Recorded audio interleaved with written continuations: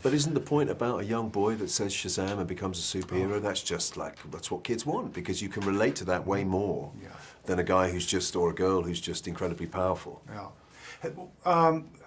I don't know how much you knew about this character, because a lot of younger people probably don't even know maybe what Shazam is. I don't know. No. But it really doesn't feel like the other superhero movies. You know, there's a different type of, I don't know what it is. You know, what did you feel when you read this and thought, this feels a little different for you? Well, you know, normally the balance is good versus evil, and how that's going to be vanquished, essentially. That's what they're about, isn't it? And the mark of all of them is how they go about doing that. And this is obviously completely different. This kind of is irreverent and makes a joke of that fact. The fact that our superhero is a 15-year-old kid who has no idea how to use his powers, these phenomenal powers. Not only does he not know how to use them, he doesn't even know what they are. So that in itself is the source of a lot of fun. And I enjoy playing the bad guy because he's particularly vicious in this. And there are some scenes that are unremittingly quite cynical and dark, largely because David comes from a horror background and was able to give me that element, which I think is great. Is it fun to play the bad guy? I've probably asked you this, but I always hear it's more fun to play the bad guy. Oh, well, I think so. I mean, you know, they're complicated and interesting, and so as an actor, that's what you want, really. What was it like working, Zach, work on this character? He's so unique, as his personality just comes right out, you know? He gives it, you know, something.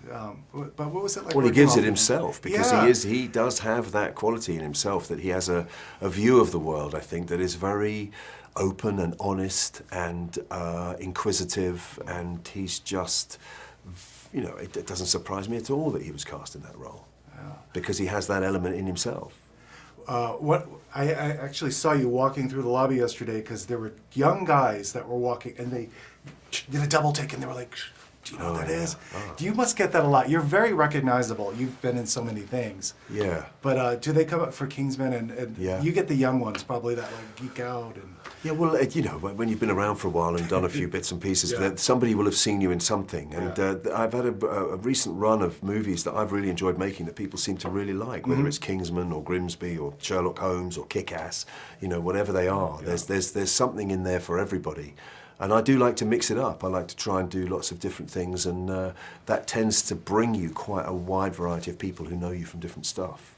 And finally, last question, when you work on a movie like this, it looks physically exhausting, was it? Yeah. Did you have to kind of tone up? And it was physically exhausting, but you know, you can't complain, because you know that ultimately, the more you put in, the more you're going to get out of it. Danny Boyle, a director, once said that to me. He said, the more exhausted you are and the more that you've stuffed in there, the more that you'll get out when it's in the cinema. And that's absolutely true of this. We spent a lot of time training, working, flying in harnesses, you know, making sure we were strong enough and capable enough to make the fight sequences look real. And then when I saw the movie, I just thought, wow, it all pays off. It looked great.